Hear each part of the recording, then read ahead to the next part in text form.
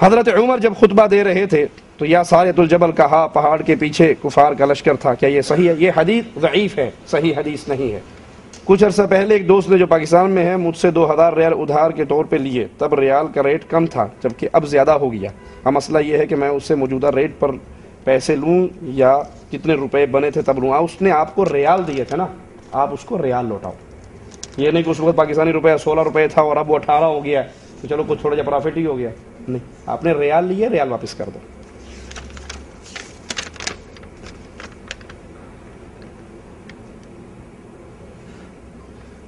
رسول اللہ صلی اللہ علیہ وسلم کی 2 دعائیں قبول ہوئی اور ایک باقی ہے. کون سی دعا؟ اللہ کے نبی صلی اللہ علیہ وسلم قیامت کے دن اپنی امت کی شفاعت کے لیے اللہ سے سوال کریں گے، اور حدیث میں یہاں تک آتا ہے کہ اللہ کے نبی صلی اللہ علیہ وسلم رو رہے. مالک نے جبرائیل کو بھیجا، پوچھو میرا نبی کیوں روتا؟ حالانکہ اللہ عز و جل سب سے بہتر جاننے والا ہے. جبرائیل آخر جواب میں کہتے ہیں کہ اے اللہ، تیرا نبی اپنی امت کے غم میں روتا ہے. تو مالک نے فرمایا ان سے کہو کہ ہم امت کے مسئلے میں تجھے راضی کر دیں گے. تو اللہ کے نبی صلی اللہ علیہ وسلم شفاعت کریں گے. جب تمام انبیاء جواب دے دیں گے، آدم علیہ السلام سے لے کے عیسیٰ علیہ السلام تک، سب یہی کہیں گے ہمیں تو اپنی جان کی فکر اور اپنی جان کا غم ہے. اس وقت رسول اللہ صلی اللہ علیہ وسلم شفاعت کریں گے، حساب و کتاب شروع ہوگا امت کے لیے جو گناہ گار مومن موحد ہیں. یہ یاد رکھیے، شفاعت کا ایک اصول یاد رکھیے، دنیا کے اندر بھی اور انشاءاللہ آخرت کے اندر بھی. آپ کا بچہ اسکول میں پڑھتا ہے، 33 والا پاس ہوتا ہے، اس کے 30 نمبر آئے یا 25 نمبر آئے.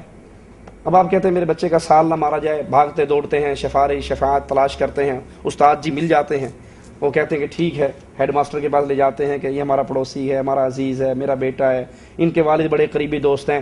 30 نمبر تو اس نے لے لیے، 3 نمبر آپ دے کے سٹار لگا کے اس کو رعایتی نمبروں سے پاس کر دو. کیا خیال ہے ہیڈ ماسٹر اس کی مانے گا یا نہیں مانے گا؟ مان لے گا. ایک اور آتا ہے کہ استاد جی مینو ہی پاس کراؤ. کہتا پتر تو کتنے نمبر لے؟ کہتا 0 ہی ہے، انڈا ہی ہے اور کچھ نہیں ہے. تو وہ کیا اب یہ ماسٹر اس کی سفارش کے لیے چلے گا؟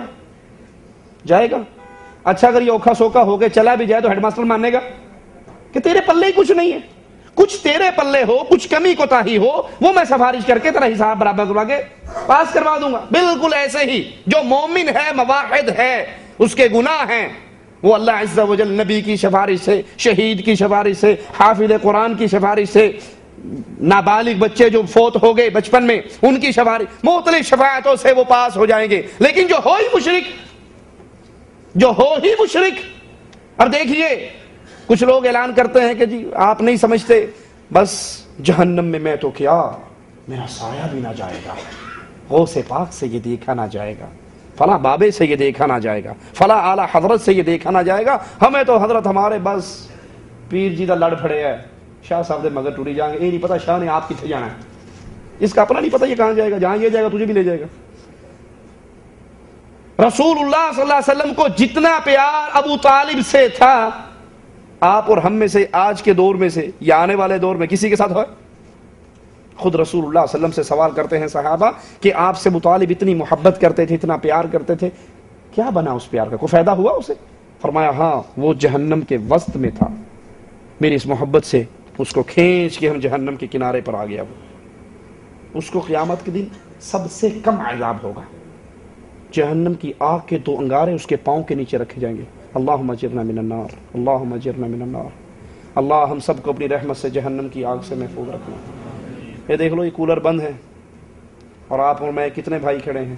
گرمی کی کیا کیفیت ہے، کتنی شدید گرمی ہے. بھائی اس کا اردو ترجمہ کر کے لاؤ. کتنی شدید گرمی ہے. اور یاد کرو جب یہ سورج ہمارے سر پہ ہوگا، زمین تبدیل ہو چکی ہوگی، گرمی کی کیفیت کیا ہوگی اور ہم کیسے برداشت کریں گے. فرمایا سب سے کم عذاب میرے چچا کو ہوگا. جہنم کی آگ کے 2 انگارے اس کے پاؤں کے نیچے رکھے جائیں گے. یغل بہ دماغہ، اس سے اس کا دماغ ایسے کھولے گا جیسے چولہے پہ ہنڈیا کھولتی ہے، ابلتی ہے. اب نبی صلی اللہ علیہ وسلم کی سفارش سے اگر ہر کسی نے معاف ہونا ہوتا تو کیا خیال ہے ابو طالب سے بڑھ کر اور کوئی حقدار ہے؟ نبی کی شفاعت صرف مواحد کے لیے، مشرک کے لیے کوئی شفاعت نہیں.